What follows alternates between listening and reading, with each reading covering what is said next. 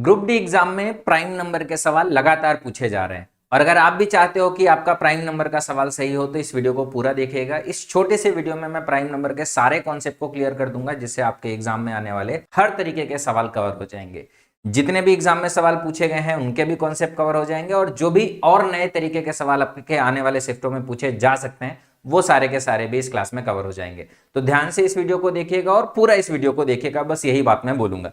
चलिए इस वीडियो की शुरुआत करते हैं और पहला क्वेश्चन देखते हैं। कह रहा है 50 से छोटी अभाज्य संख्याओं की कुल संख्या ज्ञात करो।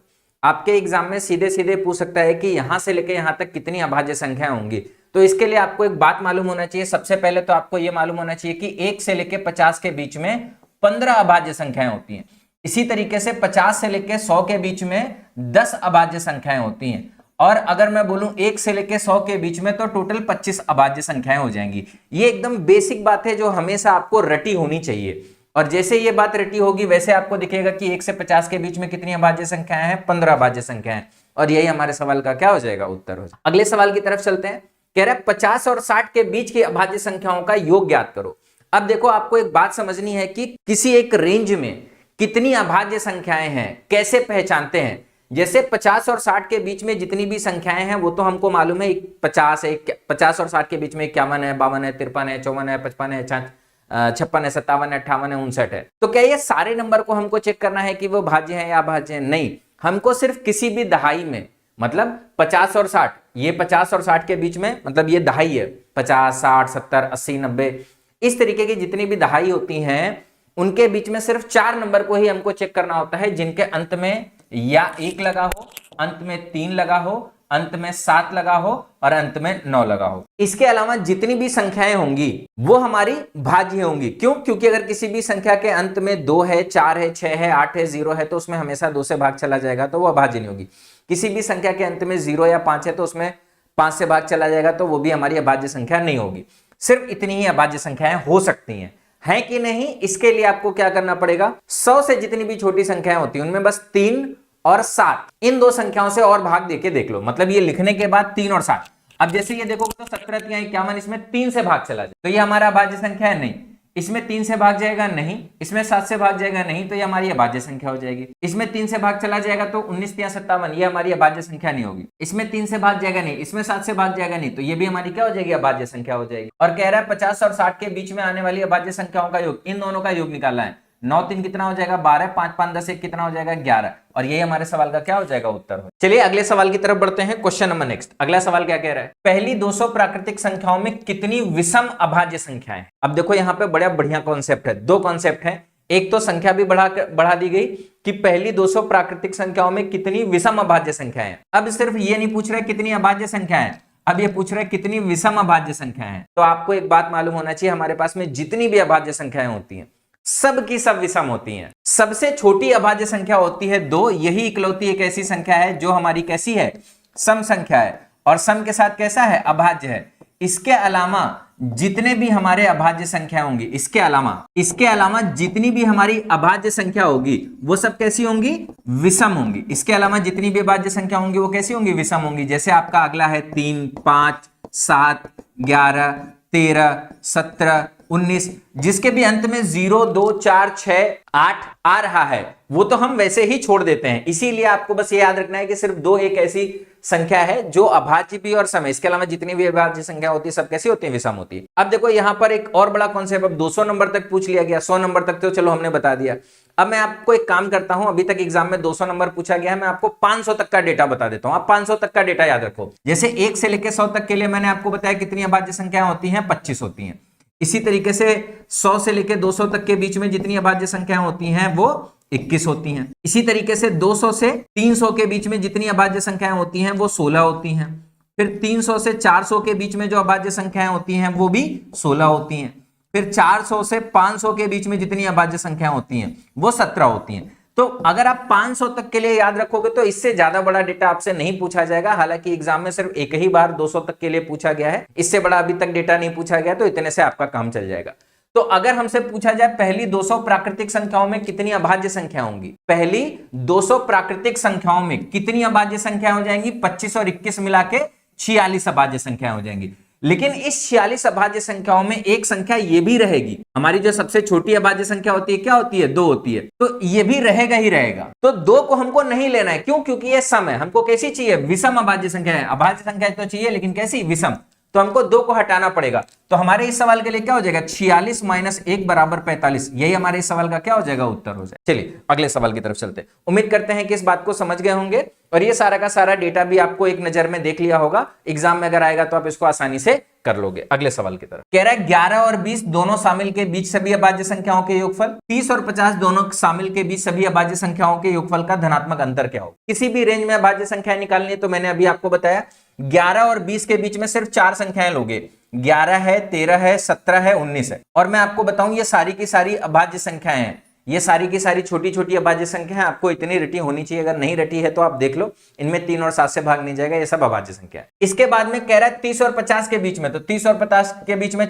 4 इधर हो जाएंगे, 31, 33, 37, 39 और 4 इधर हो जाएंगे, 41, 43, 47, 49। और इसमें भी सबसे पहले आपको ये देखना है कि कौन सी ऐसी संख्या है जो भाज्य है और कौन सी ऐसी संख्या है जो अभाज्य है। अभाज्य कैसे निकालेंगे, भाज्य कैसे निकालेंगे। सबसे पहले इसमें साफ साफ दिख रहा है कि 3 से भाग जाएगा तो ये हमारी अभाज्य संख्या नहीं है। इसी तरीके से इसमें भी 3 से भाग जाएगा तो ये भी हमारी अभाज्य संख्या नहीं है। अब अगर इधर देखोगे तो इसमें 7 से भाग जाएगा तो ये भी हमारी अभाज्य संख्या नहीं है। अब इसमें ना तो 3 से भाग जाएगा ना तो 7 अभाज्य हो गया, ना तो 3 से भाग जाएगा ना तो 7 अभाज्य हो गया, ना तो 3 से भाग जाएगा ना तो 7 अभाज्य हो गया, ना 3 से भाग जाएगा ना 7 से अभाज्य, ना 3 से भाग जाएगा ना 7 से भाग जाएगा अभाज्य। तो टोटल हमारे पास में कितनी अभाज्य संख्या होगी, 5 इधर हो गई और 4 इधर हो गई। अगर इनका टोटल निकालना है तो देखो ये 30 हो गया, ये 30 हो गया, टोटल कितना हो गया, 60 हो गया। इसी तरीके से यहाँ पे भी 7 3 10 11 1 12 7 कितना हो गया, 19, 1 4 3 12 3 3 6 12 6 18, 18 और 1 19, 199। यहाँ पे टोटल 199 हो गया, यहाँ पे टोटल 60 हो गया। तो अगर 199 में से कह रहा है कि 60 का अंतर होगा कितना, तो 199 में से 60 घटा दो, आंसर कितना आ जाएगा, 139। यही हमारे सवाल का क्या आ जाएगा, उत्तर आ जाएगा। उम्मीद करते हैं इस बात को बहुत अच्छे से समझ गए होंगे। अगले सवाल की तरफ चलते हैं। क्वेश्चन नंबर नेक्स्ट कह रहा है सबसे बड़ी तथा सबसे छोटी 2 अंकों की अभाज्य संख्याओं के अंतर की गणना करो। अब देखो 2 अंकों की सबसे छोटी संख्या होती है 10 और 2 अंकों की सबसे बड़ी संख्या होती है 99, लेकिन ये हमारी कैसी है, भाज्य है। ये भी हमारी कैसी है, भाज्य है। तो हमको क्या करना है, इसके आगे बढ़ना है, अभाज्य ढूंढना है, और इसके पीछे आना है, अभाज्य ढूंढना है। तो इसके आगे बढ़ोगे तो क्या आ जाएगा, 11। 11 क्या हो गया, 2 अंकों की सबसे छोटी अभाज्य संख्या होगी। इसी तरीके से 99 से छोटा हो जाएगा 97। अब आपको देखना है कि 97 में 3 और 7 से भाग जाएगा, 3 से भाग नहीं जाएगा, 7 से भाग जाएगा, नहीं जाएगा। तो 97 हमारा क्या हो गया, 2 अंकों की सबसे बड़ी अभाज्य संख्या होगी। तो कह रहा है इनका अंतर निकालना है, सबसे बड़ी तथा सबसे छोटी 2 अंकों की अभाज्य संख्याओं के अंतर की गणना करो। तो इसमें से इसको घटाओगे, 7 में से 1 गया 6, 9 में से 1 गया 8, कितना आ जाएगा, 86 आ जाएगा। और ये हमारे सवाल का उत्तर हो जाएगा। क्लियर। चलो क्वेश्चन नंबर नेक्स्ट कह रहा है 3 अंकों की छोटी सी छोटी अभाज्य संख्या ज्ञात करो। अब देखो 3 अंकों की जो सबसे छोटी संख्या होती है वो होती है 100। तो 100 के बाद की संख्या हो गई 101, 103, 107, 109। अब आपको क्या करना है, एक एक करके चेक करना है। लेकिन क्या इधर से चेक करोगे कि इधर से, हमेशा इधर से चेक करोगे, या इनको भी आपको चेक करने की जरूरत नहीं है। जो ऑप्शन में सबसे छोटे नंबर है उन्हीं को चेक करो। वैसे ऑप्शन में भी यही 4 नंबर दे रखे हैं, अगर मान लो इनमें से कोई एक नंबर नहीं होता तो उसको भी हम एलिमिनेट कर सकते थे। सबसे पहले 101। अब देखो ये 100 से बड़ी संख्या हो गई।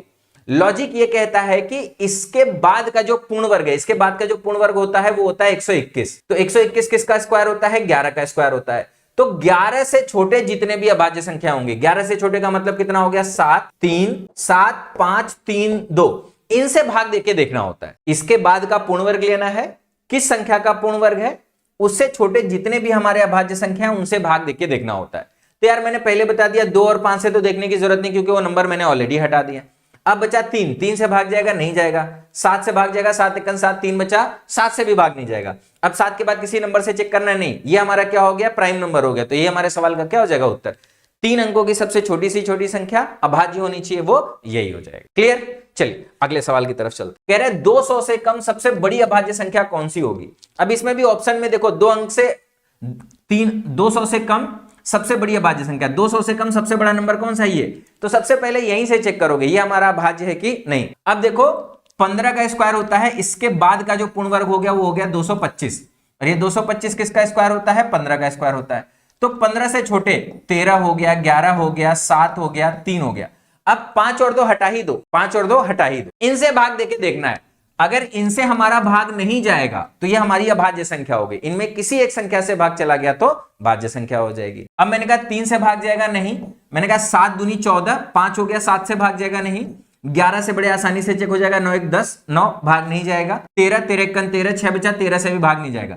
अगर इनमें किसी से भाग नहीं जा रहा है तो ये हमारा क्या हो जाएगा, अभाज्य संख्या हो जाएगी, और यही हमारे सवाल का क्या हो जाएगा, उत्तर हो जाएगा। आगे के ऑप्शन को चेक करने की जरूरत नहीं। अगर इनमें किसी भी संख्या से भाग चला जाता तो हम अगले नंबर पे जाते, और अगले नंबर के लिए हमको ये चीज फिर से नहीं देखनी पड़ती, ये सेम ही रहेगा सभी के लिए। इसके बाद का पूर्ण वर्ग ये है, इसके बाद का पूर्ण वर्ग ये है, इसके बाद का पूर्ण वर्ग ये है।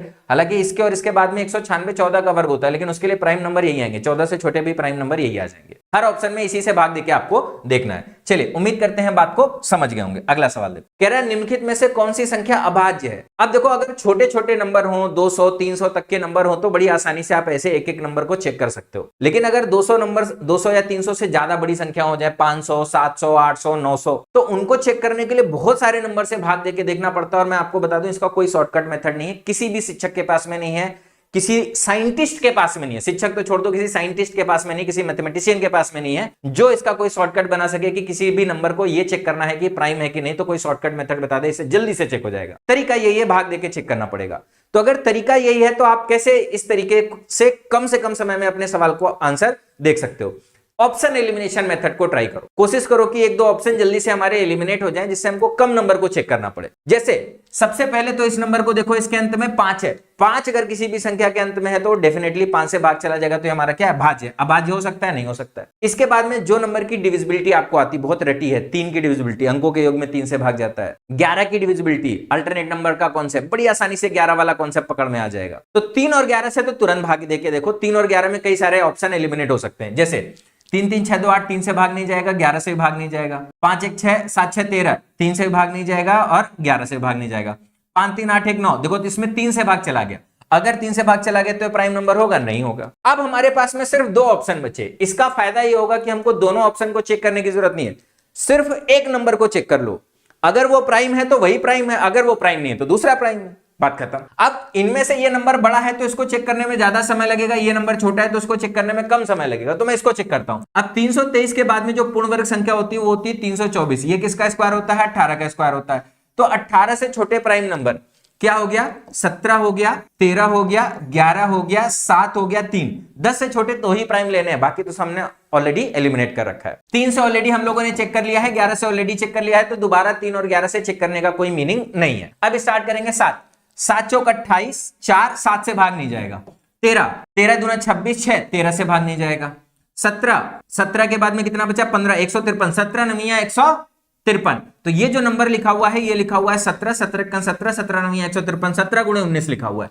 अगर इसमें 17 से भी भाग जा रहा है, 19 से भी भाग जा रहा है, तो ये हमारा प्राइम होगा, नहीं, ये भी हमारा प्राइम नहीं है। तो हमारा आंसर क्या हो जाएगा, बी ऑप्शन। क्या बी ऑप्शन को चेक करने की जरूरत है, नहीं। ये गलती नहीं करेंगे एग्जाम में कि अगर आपने ये ऑप्शन हटा दिया, ये ऑप्शन हटा दिया, ये ऑप्शन हटा दिया, तो इसको भी चेक करने जा रहे हैं। अगर भाई 3 ऑप्शन नहीं होगा तो सिर्फ एक ही ऑप्शन संभव बचा, वही हमारा आंसर होगा। अगर ये भी नहीं होगा तो फिर सवाल गलत होगा, इसका नंबर सबको मिलेगा। चलिए अगले सवाल पे चलते हैं। क्वेश्चन नंबर 1 कह रहा है निम्न में से कौन सी संख्या भाज्य। देखो और बड़ा कर दिया नंबर को, और ऐसे बढ़ाता जाएगा। तो आपको क्या करना है कि अभाज्य ढूंढने से पहले भाज्य ढूंढना सीखो। और इसमें हमको क्या पूछ रहा है, भाज्य, तो भाज्य ढूंढने की कोशिश करेंगे। सबसे पहले किसकी डिविजिबिलिटी लगाओगे, 3 की, फिर किसकी लगाओगे, 11 की, और फिर एक सीक्वेंस में स्टार्ट करोगे। अगर मैं बात करूं तो 3 से भाग जाएगा, नहीं जाएगा। 9 7 16, 3 से भाग नहीं जाएगा। 7 2 9 9, 3 से भाग चला जाएगा। अपने आप हमको मिल गया कि ये हमारी संख्या भाज्य है। अगर यहां पर हम लोग अभाज्य ढूंढने जाते तो हमको ज्यादा समय लगता, भाज्य ढूंढने में हमको कम समय लगा, बड़ी आसानी से हमको आंसर मिल गया। उम्मीद करते हैं कि बात को अच्छी तरीके से समझ पा रहे होंगे। चलिए एक सवाल और करते हैं। अब देखो आपके एग्जाम में ये सवाल भी बहुत ज्यादा पूछा जाता है, अभाज्य संख्याएं। कैसी, सह अभाज्य संख्याएं, अंग्रेजी में बोलते हैं को प्राइम नंबर। और बच्चों को इसका कॉन्सेप्ट समझ में ही नहीं आता, बड़े कंफ्यूज होते हैं कि कैसे हमारा ये अभाज्य होगा। बच्चों को ये लगता है कि अगर 2 अभाज्य संख्याएं लिखी हैं तो ही ये हमारे सह अभाज्य होंगे। ऐसा नहीं है, ये तो हमारे सह अभाज्य होंगे ही होंगे, ये हमेशा होंगे, सदैव होंगे। लेकिन इसके अलावा भी बहुत सारी संख्याओं के जोड़े ऐसे होते हैं जो सह अभाज्य होते हैं। अगर मान लो एक नंबर ये लिखा है, दूसरा नंबर ये लिखा है, और हमसे पूछा जा रहा है कि ये कैसा है, सह अभाज्य है, तो क्या शर्त होती है सह अभाज्य होने की, कि इनका जो एचसीएफ होना चाहिए, इनका एचसीएफ कितना होना चाहिए, 1 होना चाहिए। और HCF एक का मतलब यह होता है कि इनमें कोई भी समान गुणनखंड नहीं होना चाहिए। क्या है? समान गुणनखंड ना हो। और समान गुणनखंड ना हो का मतलब क्या है, इसको भी समझना बड़ा जरूरी है।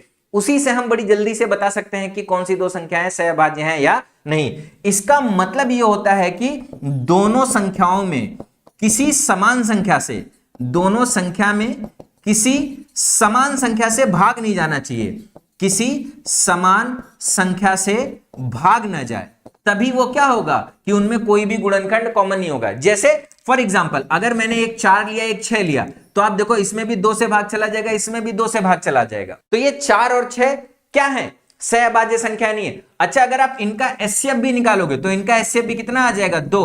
क्यों? क्योंकि 2 से इसमें भी भाग जा रहा है, 2 से इसमें भी भाग जा रहा है, और HCF भी आपका क्या आ जाएगा? 2 आ जाएगा। तो अगर हमारी किसी संख्या से भाग जाता है तो वो HCF में आ जाता है। अगर ऐसी कोई संख्या नहीं चाहिए, HCF 1 चाहिए, तो इसका मतलब है किसी भी संख्या से भाग नहीं जाना चाहिए। यही मेथड को लगा के बड़ी आसानी से आप चेक कर सकते हो। देखो कैसे चेक कर सकते हैं। अब देखो, ये अगर हमारी सम संख्या है, ये हमारी सम संख्या है, हमको नंबर को चेक ही नहीं करना है। इसमें 2 से भाग जाएगा, इसमें 2 से भाग जाएगा, हमको क्या है? किसी भी संख्या से भाग नहीं जाना चाहिए। अब कोई बच्चा कहेगा सर 1 से तो दोनों में भाग चला जाए।